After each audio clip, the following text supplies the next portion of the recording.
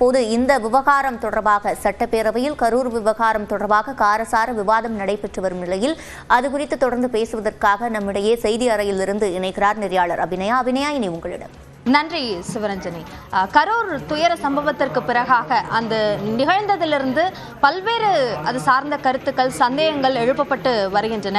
அது தொடர்பான விசாரணைகள் ஒரு பக்கம் சென்று கொண்டிருந்த நிலையில் உச்சநீதிமன்ற வழக்கு அது சார்ந்த பல வழிகாட்டு நெறிமுறைகளையும் உத்தரவுகளையும் பிறப்பித்திருக்கிறது. இதில் சட்டப்பேரவையில் அது சார்ந்த ஒரு முழு விளக்கத்தை முதலமைச்சர் கொடுத்திருந்தார்.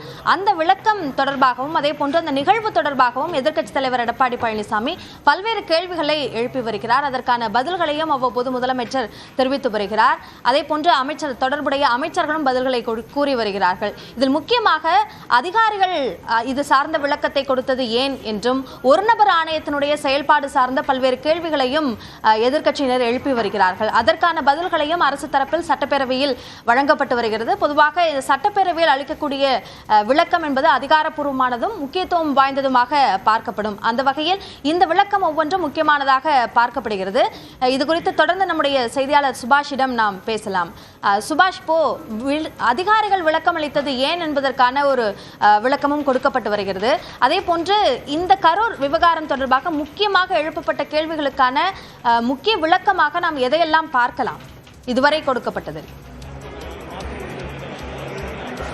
அபிநயா, மிக முக்கியமாக ஒன்று, போஸ்ட்மார்ட்டம் ஏன் நடத்தணும், எப்படி நடத்தணும், எவ்வளவு மருத்துவ பணியாளர்கள் எங்கெங்கிருந்தெல்லாம் அழைத்து வந்தார்கள், இதற்கான விளக்கத்தை அமைச்சர் மா சுப்பிரமணியம் கொடுத்திருக்கிறார்.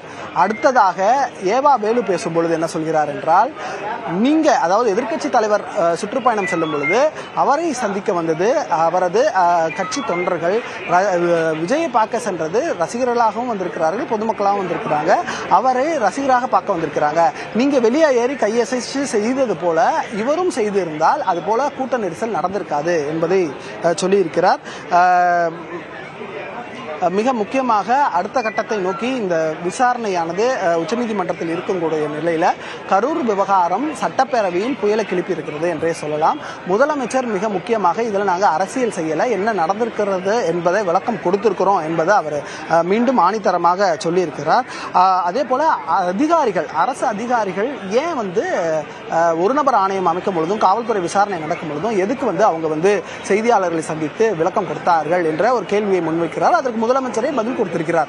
என்னவென்றால், சமூக வலைதளங்களில் மிக தவறான தகவல்கள் பதிவு செய்யப்படுகிறது, அதுக்கு விளக்கம் கொடுக்கத்தான் அதிகாரிகள் பேசினாங்க அப்படின்றத அவர் சொல்லியிருக்கிறார். அடுத்த கட்டமாக மிக முக்கியமான விவகாரத்தை அதிமுக கையில் எடுத்திருக்கிறது. கிட்னி விவகாரத்தில் விசாரணையின் அவசரம் காட்டவில்லை என்ற ஒரு கேள்வியை அதிமுக பொதுச் செயலாளர் எடப்பாடி பழனிசாமி கேள்வியாக முன்வைத்திருக்கிறார். எடப்பாடி பழனிசாமி கிட்னி முறைகேடு நடந்தது கண்டறியப்பட்டுள்ளது. சென்னை உயர்நீதிமன்ற மதுரை கிளை இதில் சிறப்பு விசாரணை குழுவை அமைத்தது. அதற்கு ஏன் அரசு அவசரமாக செயல்படவில்லை? இது சந்தேகத்தை ஏற்படுத்துகிறது என்பதை மிக முக்கியமான ஒரு குற்றச்சாட்டாக வைத்திருக்கிறார் சட்டப்பேரவையில். இங்க இவ்வளவு வேகமாக கரூர் சம்பவத்தில் செயல்பட்டதெல்லாம் சரி, ஆனால் ஏன் இந்த விவகாரத்தில் இப்படி செய்யலை என்ற ஒரு கேள்வியை எடுத்திருக்கிறார்.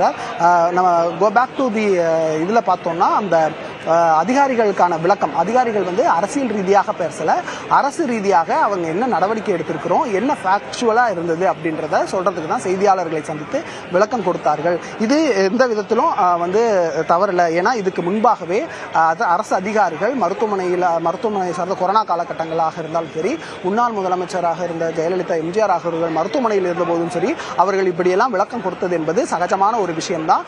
ஆகையால இதெல்லாமே ஒரு நார்மலான ஒரு விஷயம்தான். இதுதான் நாங்கள் செஞ்சிருக்கிறோம் அப்படின்றத முதலமைச்சர் எடுத்துக்க சொல்லியிருக்கிறார். தற்போது சபாநாயகர் குறுக்கிட்டு இருக்கிறார். போதும், ஒரு 7-8 பேர் பேச வேண்டியது இருக்குது. எதிர்க்கட்சி தலைவர் நான் மட்டும்தான் பேச முடியும் என்று சொல்ல முடியாது, மற்றவங்க எல்லாமே ஆளுங்கட்சியை சார்ந்தவர்கள் என்பதை எதிர்க்கட்சி தலைவர் சொல்லியிருக்கிறார். முக்கிய தலைவர்கள் வரும்போது மாவட்ட ஆட்சித் தலைவர்கள் தலைமையில் கூட்டம் நடைபெற்று, அப்படி ஏதாவது கூட்டம் கரூரில் நடைபெற்றதா, மாவட்ட நிர்வாகம் சம்பந்தப்பட்ட அதிகாரிகள் கூட்டம் நடைபெற்றதா என்பதை விளக்கம் வேண்டும் என்பதை எதிர்க்கட்சி தலைவர் கேட்டிருக்கிறார். முக்கிய தலைவர்கள் வரும்போது இப்போ எப்போ பொதுவாகவே ஒரு பிரைம் மினிஸ்டரோ சீஃப் மினிஸ்டரோ அதே போல் ஒரு இந்த எஸ்பிஜி கேட்டகரியில் இருக்கிறவங்க எந்த மாவட்டத்துக்கு போனாலும் சுற்றுப்பயணத்துக்கு போனாலும் மிகப்பெரிய ஒரு புரோட்டோகால் நடக்கும். அந்த புரோட்டோகால் சம்பந்தமாக நடந்து அவங்களுக்கான பாதுகாப்பு எங்கெங்கெல்லாம் கூட்டம் வரும், எங்கெங்கெல்லாம் பண்ணணும், அப்படி ஏதாவது நடந்திருக்கா? ஏன்னா இவருக்கு போகக்கூடிய இடங்கள்ல கூட்டம் வர்றதால இப்படி ஒரு கூட்டம் மாவட்ட நிர்வாகம் சார்பாக நடந்திருக்கிறதா என்று கேட்டிருக்கிறார்.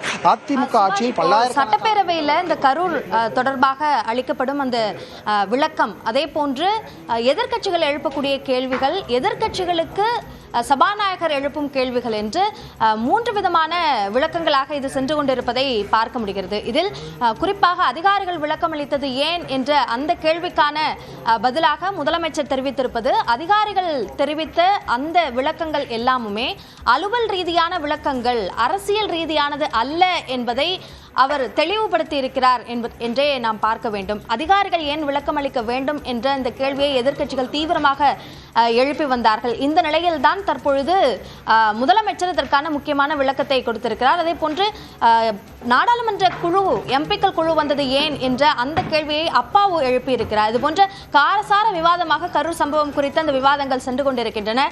தொடர்ந்து சார்ந்த செய்திகளை பார்க்கலாம் இடைவேளைக்கு பிறகு.